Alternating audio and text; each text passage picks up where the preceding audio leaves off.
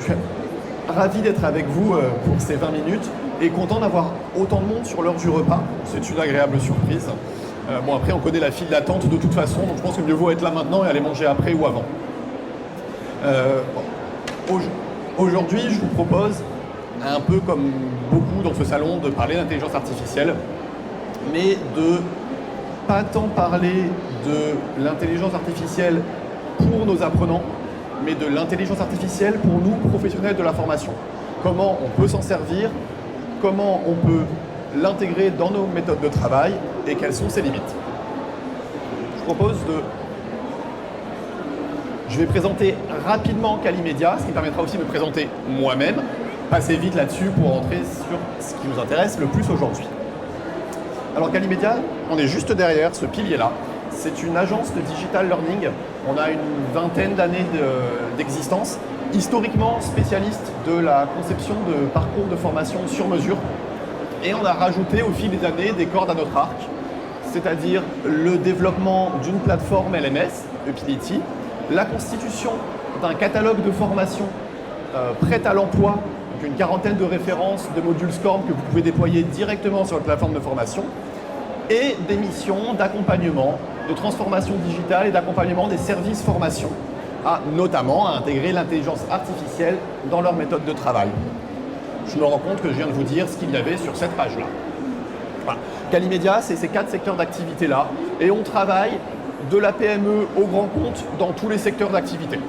Dans l'industrie, dans le retail, dans la santé, auprès des institutions. Et pour me présenter moi, chez Calimedia, j'ai en charge la stratégie, innovation et le développement de nouvelles modalités pédagogiques. Donc, je travaille notamment en ce moment sur l'intégration de l'intelligence artificielle dans nos méthodes de travail et dans nos nouvelles modalités pédagogiques.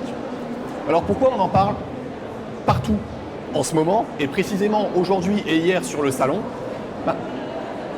L'intelligence artificielle, pour pas mal d'entre nous, jusqu'à il n'y a pas si longtemps, c'était ça.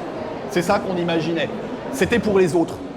C'était pour les spécialistes, pour les groupes de cybersécurité, c'était pour Netflix qui nous générait des parcours très compliqués. On ne savait pas comment, ils savaient exactement ce qu'on voulait regarder toujours. Ça, c'était jusqu'à il y a 2 ans. En fait, c'était déjà pas le cas. Il y avait déjà pas mal d'entreprises qui s'en servaient. Mais de l'extérieur, beaucoup de professionnels de la formation voyaient l'intelligence artificielle comme ça. Et on est passé, en l'espace d'une année, à ça. Maintenant, l'intelligence artificielle, on sait que c'est pour nous. Par contre, il y en a partout. Des dizaines et des dizaines d'outils qui apparaissent, qui disparaissent, qui évoluent. Alors, vous n'avez même pas forcément, c'est même pas forcément un jour, hein, c'est même pas forcément seule la formation. De toute façon, demain, c'est faux. Demain, tout a changé. Et c'est pour ça qu'aujourd'hui, je ne vais pas vous parler d'outils. Parce que les outils, de toute façon, demain, c'est plus les mêmes. On va plutôt réfléchir aux pratiques. En tant que professionnel de la formation, l'intelligence artificielle, comment on peut s'en servir? Chez Calimedia, pour simplifier, c'est plus une structure, nous, pour nous aider à réfléchir qu'un modèle théorique figé dans le marbre. On a séparé en 3 grands usages. On peut utiliser l'intelligence artificielle pour enrichir l'expérience de nos apprenants. Donc là, c'est vraiment construire de nouvelles modalités pédagogiques, trouver des moyens de personnaliser les parcours de formation. On peut utiliser l'intelligence artificielle pour nous faciliter la vie en gestion de la formation. Gestion des relances, suivi des utilisateurs, analyse des résultats d'enquête de satisfaction, sur tout ce qui va être faciliter la vie de l'administration et la gestion de la formation. Le 3e axe, c'est celui sur lequel je vous propose de passer la majeure partie de nos échanges aujourd'hui, c'est d'assister à la conception et à la production de parcours de formation, qu'ils soient digitaux, présentiels, blended. Le principe pédagogique derrière est le même, donc on peut utiliser l'intelligence artificielle plus ou moins de la même façon pour ces différentes modalités. Et c'est là-dessus qu'on va se focaliser aujourd'hui. Je vous propose quand même un petit aperçu de ce sur quoi on est en train de travailler en ce moment pour le premier point, pour l'expérience apprenant. On est en train de travailler sur la réalisation d'un chatbot dans lequel ChatGPT, en l'occurrence pour l'instant ChatGPT, on reviendra tout à l'heure sur les limites et les risques auxquels ça nous expose, mais pour l'instant, pour la phase de test, ChatGPT joue le rôle d'un collaborateur qui est en situation de difficulté, en situation de stress, qui va échanger avec son manager. Moi, apprenant, je joue le manager, et je dois réussir à amener mon collaborateur à exprimer ce qu'il ressent pour comprendre le problème et proposer des solutions. Ça change quand même pas mal de ce qu'on faisait encore il y a quelques années, où vous aviez le personnage et les 3 bulles de dialogue et il fallait choisir la meilleure réplique. Parce que là, c'est vraiment à l'apprenant de réfléchir à la parole qu'il veut vraiment prononcer à l'intelligence artificielle qui joue son collaborateur. Et derrière, on a rédigé le profil du collaborateur, on a décrit réellement le problème qu'il rencontre, on a décrit réellement le fonctionnement du service pour que ChatGPT puisse jouer un rôle crédible et complet. Passons sur le cœur de la présentation, l'intelligence artificielle dans nos méthodes de travail. Nous, on est quand même spécialistes du digital learning, donc je vais plus prendre des exemples dans le digital learning, mais vous allez voir, c'est assez facile de faire le parallèle avec la formation présentielle ou les classes virtuelles. Quand on conçoit une formation, on a besoin de qui? Les termes changent selon les speakers que vous écoutez, mais en fait, on retrouve les mêmes métiers. On a besoin de concepteurs ou d'ingénieurs pédagogiques, ou de formateurs si on est en présentiel. On a besoin d'experts métiers qui ont la connaissance. On a besoin de designers qui vont construire, produire les différents médias qui vont être utilisés. On va avoir besoin d'intégrateurs ou de développeurs pour mettre tout ça en musique et pouvoir le déployer. On va avoir besoin d'un contrôle qualité, surtout quand on déploie à grande échelle et en plusieurs langues. On veut s'assurer que ça marche avant. Et on veut, au cœur de tout ça, des chefs des projets ou maintenant, depuis quelques années, des digital learning managers. Et en fait, on va voir que tous ces métiers-là peuvent gagner à intégrer l'intelligence artificielle dans leur méthode de travail. En 20 minutes, je m'excuse par avance, on ne va pas avoir le temps de se focaliser sur tous ces métiers. Donc je me suis focalisé sur les ingénieurs concepteurs pédagogiques et sur les designers. L'ingénieur pédagogique. Alors en gros, il fait quoi l'ingénieur pédagogique? Avec ou sans IA, il analyse son besoin. Quelle formation je vais avoir besoin de construire? Quelle est ma cible? De quoi parle cette formation? Et au fait, je ne comprends pas le sujet. Je ne suis pas du tout spécialiste de ça, moi. Comment je vais construire une formation là-dessus? Ensuite, vraiment le cadrage. D'accord, ça y est. J'ai compris dans les grandes lignes qui je dois former, à quoi je dois former. Je vais décliner mes objectifs pédagogiques. Je vais essayer de construire ma stratégie pédagogique. Donc, je vais devoir brainstormer avec les experts métiers, des utilisateurs finaux, mes collègues pour trouver la bonne stratégie. Et je vais élaborer mon plan de formation. Et après, je vais passer en conception. Donc, ouais, je ne vais pas spoiler ça, c'est ce qui vient juste après. En analyse des besoins, en analyse préliminaire, comment on peut utiliser l'intelligence artificielle? Eh bien, l'intelligence artificielle, elle a une capacité très intéressante, elle ne fatigue jamais et elle lit très vite. Donc, vous avez un corpus documentaire sur un sujet que vous ne connaissiez pas la veille. Parce que je pense que c'est déjà arrivé à certains d'entre vous de devoir travailler sur une formation sur un sujet que vous ne connaissiez pas la veille. Eh bien, l'intelligence artificielle a cette capacité à synthétiser, expliquer, reformuler, vous proposer des sources complémentaires. Donc ça peut être votre assistant pour vous approprier le sujet. Nous, on est prestataire de service. Donc moi, d'habitude, la personne qui est en mesure de m'expliquer le contenu, c'est l'expert métier chez le client. Moins je le sollicite, plus j'arrive prêt face à mon expert client, mon expert métier chez le client, meilleure va être notre relation de travail. Donc moi, personnellement, l'intelligence artificielle me permet de m'approprier le sujet avant d'aller rencontrer mon expert métier pour comprendre son langage, comprendre son environnement et être pertinent et ne pas avoir à passer 2 heures à ce qu'il m'explique chaque point. Non, on va plutôt passer 2 heures ensemble à comprendre les enjeux et à approfondir les besoins. Attention, on est face à une des premières limites. ChatGPT, c'est OpenAI, c'est aux États-Unis. Ne lui donnez pas des contenus sensibles, confidentiels. Nous, on ne leur donne pas de contenu client. Moi, je peux lui donner que des recherches que j'ai fait à côté pour qu'elle m'aide à le comprendre. Attention à ce point-là, à tout ce qui est confidentialité des données. Pour ceux qui ont peut-être déjà avancé sur cette réflexion-là, on sait qu'il y a une certaine intelligence artificielle, une boîte en France, Mistral en l'occurrence, qui a l'avantage d'être une boîte française, on peut installer sur nos serveurs. Donc on est en train d'étudier des pistes de travail avec cette boîte-là, parce que là on aurait la possibilité de commencer à travailler sur des sujets plus sensibles, vu que ça ne sort pas de nos serveurs. Comment on peut utiliser l'intelligence artificielle en cadrage et en plan de formation? C'est ce que je vais vous montrer juste après. Comment on peut utiliser l'intelligence artificielle en conception? Moi, en conception, je m'en sers comme un partenaire d'un brainstorming quand mes collègues ne sont pas dispo. je dois construire une mise en situation sur un sujet très précis. J'ai quelques idées, mais encore une fois, ChatGPT ne fatigue jamais. Proposez-moi, je lui demande, je le prompte, proposez-moi 3, 4, 5 exemples de mise en situation possible. Et moi, en expert de la formation, j'ai le recul et le regard critique pour dire « Ouais, j'avais pas pensé, mais celle-là, en fait, celle-là, elle répond parfaitement à mon besoin. » Mais sa capacité d'imagination, d'extrapolation me permet de trouver des idées que j'aurais peut-être pas eues spontanément. Par contre, 3 idées sur 4 ne sont pas très bonnes. Donc, ne pas les prendre telles quelles, mais on a vraiment besoin de ce regard critique de l'expert de la formation pour piocher ce qui est réellement pertinent. Je m'en sers aussi pour construire des canevas d'évaluation. Encore une fois, ce n'est pas un expert de la formation, ChatGPT, donc l'évaluation, c'est moi qui repasse derrière et qui vérifie la pertinence. Par contre, me proposer une première trame, c'est assez efficace, assez rapide, pour peu qu'on sache bien le prompter. Et ça, je sais que pour ceux qui l'ont déjà eu entre les mains, le Digital Learning Book de cette année, donc l'édition qui est disponible à l'entrée, vous avez tout un article sur l'art du prompt en formation avec des astuces très concrètes. Donc là, en 20 minutes, je ne vais pas pouvoir toutes vous les transmettre, mais n'hésitez pas vraiment à aller lire l'article, il est très bien fichu. Et vous avez plein de conseils sur comment prompter ChatGPT pour en tirer le maximum. Et je m'en sers aussi, quand on le pousse un peu, il a un œil critique. Par contre, il faut lui dire.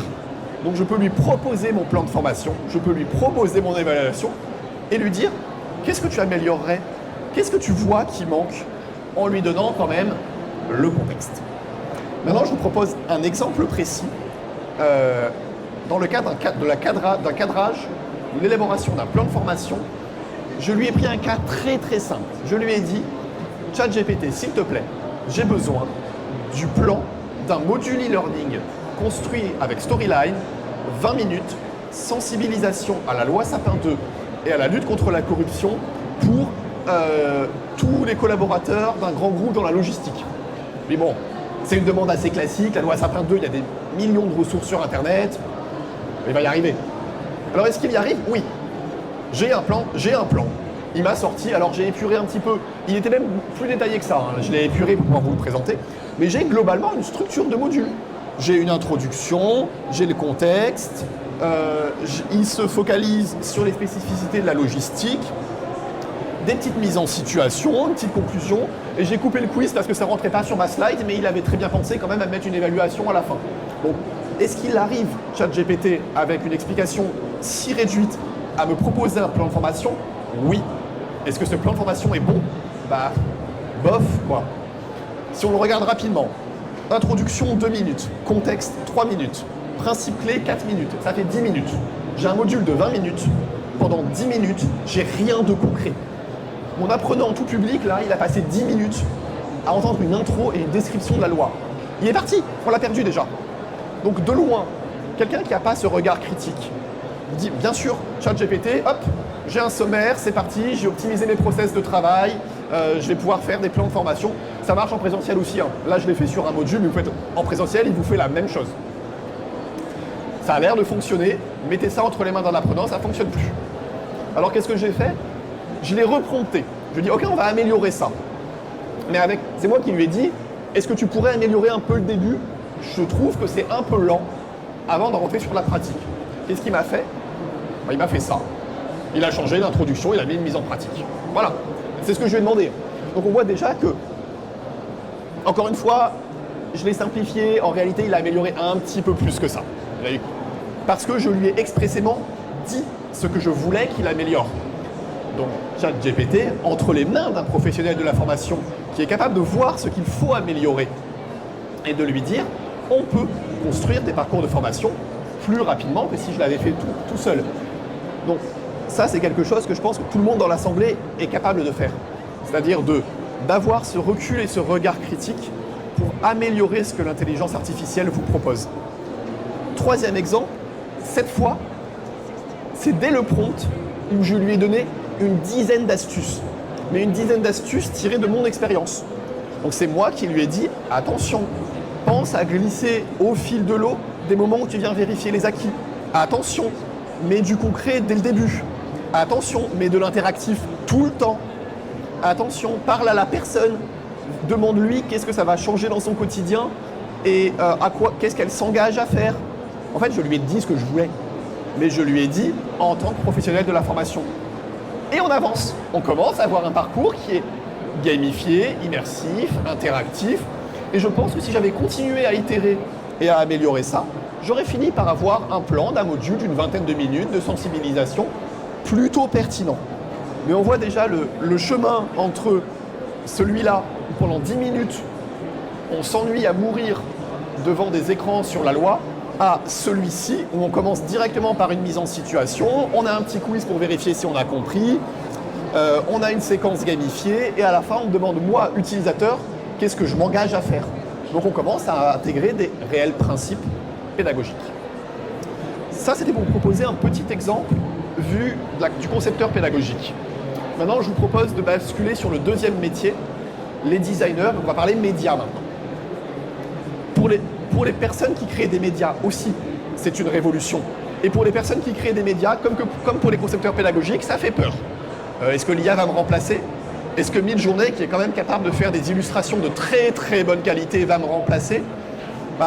Comme le concepteur pédagogique, nous chez Calimedia, et je pense que c'est partagé avec beaucoup des personnes ici présentes, la réponse est clairement non. Non, va nous assister, va nous faire gagner du temps, va nous permettre de nous concentrer sur les parties sur lesquelles on a plus de valeur ajoutée, nous remplacer, en tout cas pas encore. On en reparle dans quelques années, aujourd'hui pas encore. Pour un designer, c'est un très fort boost de créativité. Vous pouvez tester des choses très rapidement avec l'intelligence artificielle. Donc, je suis en train de travailler sur la charte graphique pour un client. Je suis en train de construire un univers immersif, il me faut des décors. Nous, on a proposé à un client un univers où on avait besoin de pirates. On avait besoin d'un navire pirate, d'une mer, d'îles, de personnages. On dit, mais quel style on teste? Quel est le meilleur? Qu'est-ce qui va mieux le rendre? On en a produit quelques-uns rapidement. On les a montrés à nos clients, on a échangé. Par contre, celui qu'on a sélectionné, c'est notre illustrateur qui l'a retravaillé. Ça nous a permis d'élargir les possibilités que l'on propose, pas de remplacer le travail de l'illustrateur. Sur de la productivité, évidemment, on peut aussi s'en servir pour gagner du temps, à la condition, et c'est l'exemple que je vais vous montrer juste après, d'avoir au minimum la capacité de retoucher l'illustration. Parce que celui qui arrive à avoir une illustration sur Midjourney, pas une illustration illustrative pour faire joli, mais une illustration qu'on va utiliser pour une activité pédagogique, donc où il y a des éléments précis placés à certains endroits. Par exemple, j'ai un décor avec des risques. Dans mon décor, il faut que j'identifie les 5 zones à risque. Celui qui arrive à faire ça avec Midjourney, avec les 7 zones à risque, clairement identifiables, chapeau, hein. Nous on n'a pas réussi. Par contre, lui faire le décor et après aller rajouter les zones à la main, ça, parfait. Le troisième axe, c'est la polyvalence. On a la possibilité, en exploitant la richesse des outils, de proposer des médias qui avant étaient peut-être trop onéreux, trop complexes en termes de logistique. On l'a vu, la possibilité de générer, de cloner une voix ou de cloner un visage pour construire des fausses interviews. Moi, j'ai déjà eu le cas d'une cliente qui me disait mais moi, je suis l'expert métier, je veux bien être filmé, mais moi, je ne parle pas anglais. Et mon module, il est à l'international. Maintenant, on a des intelligences artificielles capables de cloner la voix, de traduire le texte et de parler dans une autre langue. Donc, encore une fois, on ne remplace pas le travail du concepteur pédagogique qui s'est dit « je pense que placer un interview à cet endroit-là, pour telle raison, c'est une bonne idée ». Par contre, on décuple les possibilités, on renforce l'accessibilité de nos parcours de formation, on peut plus facilement les déployer à l'international, on peut plus facilement produire différents types de médias, mais là, par contre, on se rend compte que l'expertise qui reste majeure et irremplaçable, c'est la capacité à construire une expérience utilisateur cohérente. Parce que sinon, le risque est de partir dans tous les sens. J'ai construit un super décor immersif, mais j'ai aussi, vu que je peux le faire, je ne vais pas m'en priver, j'ai aussi une série de vidéos. Et puis, j'ai traduit dans toutes les langues le pitch de telle personne. Ouais, mais ça part dans tous les sens, l'utilisateur ne s'y retrouve pas. Donc avoir une réelle réflexion sur l'expérience utilisateur, l'UI et l'UX design, c'est une compétence irremplaçable aujourd'hui. Et ça, c'est une compétence que l'intelligence artificielle n'a pas aujourd'hui. Quelques exemples plus sur l'axe graphique de ce qu'on est en train de faire aujourd'hui. Vous avez ici une activité sur l'inclusion et la diversité, avec sa version sans IA. Le parti pris, c'était de ne pas mettre des vraies personnes pour parler de diversité et d'inclusion, mais de faire le parallèle dans un monde un peu plus fantastique. Mais très concrètement, notre client n'avait pas les ressources, nous n'avions pas les ressources pour créer à la main toutes les illustrations de tous les personnages sur toutes les pages. Par contre, on savait ce qu'on voulait. On savait quel personnage on voulait, on savait pourquoi on les voulait. On a travaillé avec l'intelligence artificielle pour produire les illustrations. Par contre, chez Calimedia, qui est le profil qui a prompté pour avoir les illustrations? C'est notre illustrateur. On a quand même mis notre expert du domaine sur l'intelligence artificielle à prompter. Parce qu'il l'a prompté 50 fois pour avoir la bonne. Il a retouché l'illustration. Il a composé la page pour que ça ressorte bien. Si moi, historiquement, j'étais concepteur pédagogique. Si moi, concepteur pédagogique, je l'avais essayé de la faire, ça rendrait probablement moins bien. J'aurais réussi, hein, j'aurais eu une illustration à la fin. Ça rendrait probablement moins bien. Deuxième exemple, là on est sur une illustration en 360, donc là je ne peux pas la jouer mais c'est du 360, produit par l'intelligence artificielle pour un module sur la sécurité incendie. Donc notre illustrateur a prompté pour récupérer cette illustration. Par contre sur l'illustration, il n'y avait pas le détecteur de fumée, il n'y avait pas l'alarme. Ou alors elle était là mais pas du tout placée au bon endroit, c'était pas cohérent, c'était pas réaliste, c'était pas ergonomique, il fallait cliquer je sais pas où pour la trouver. L'illustrateur est repassé derrière, a retouché l'illustration pour venir placer les différents éléments. Et on voit bien, pour nous, le rôle au sein de l'équipe de l'intelligence artificielle, pour nous c'est le rôle d'un assistant. C'est quelqu'un qui va venir renforcer les possibilités, les potentialités des différents membres de l'équipe formation. Et c'est le cas chez nous en agence. C'est probablement le cas pour ceux qui sont en clientèle, ceux qui sont prescripteurs. C'est probablement le cas chez vous aussi au sein d'un service formation. C'est probablement le cas chez les organismes de formation. Ce qu'on s'est rendu compte par contre, c'est que ça prend du temps de savoir prompter, de savoir quelle intelligence artificielle utiliser, de savoir les plugger les unes aux autres. Et ça, c'est quelque chose, si vous le souhaitez, sur lequel Calimedia est en mesure de vous accompagner. Vous accompagner à trouver laquelle utiliser, comment l'utiliser, pourquoi l'utiliser, comment optimiser les compétences que vous avez en interne pour les exploiter au mieux. Le petit voyant rouge me dit que c'est la dernière minute. Donc, il y avait une rapide présentation des risques, mais on va être honnête, je pense que tout le monde vous a présenté les mêmes risques. Ayez le regard critique, prenez de la hauteur, ne prenez pas pour argent comptant ce qu'elle vous dit. Vous êtes des professionnels, nous sommes des professionnels, pas elle. Attention au fait qu'elle ne raisonne pas, elle construit par probabilité. C'est vous qui raisonnez, c'est nous qui raisonnons, c'est pas elle qui raisonne. Elle répond à votre question parce qu'il est le plus probable. Il ne faut jamais perdre ça à l'esprit. Très attention à la confidentialité des données. Aujourd'hui, on utilise majoritairement ChatGPT. ChatGPT, c'est une entreprise américaine. Les données sont sur des serveurs américains. Ayez ça en tête quand vous vous en servez. Et ne lui demandez pas la perfection. Nous, humains, on ne l'a jamais trouvé. Elle non plus. Ensemble, on peut trouver des synergies. Nous, humains, et l'IA, on peut trouver quelque chose. N'attendez jamais qu'elle vous sorte quelque chose de parfait. Sinon, là, on aurait un peu peur pour nos jobs. Vous comme nous, je pense. Mais ce n'est pas le cas. Ça nous rassure. Voilà. Le but pour nous, l'intelligence artificielle, c'est de libérer du temps pour l'humain, pour que l'humain reste là où il a le plus de valeur. Où est-ce qu'on est les meilleurs? Créativité, résolution de problèmes, intuition, prise de hauteur, esprit critique. À ça, on est très bon. Continuons d'être bons, devenons meilleurs.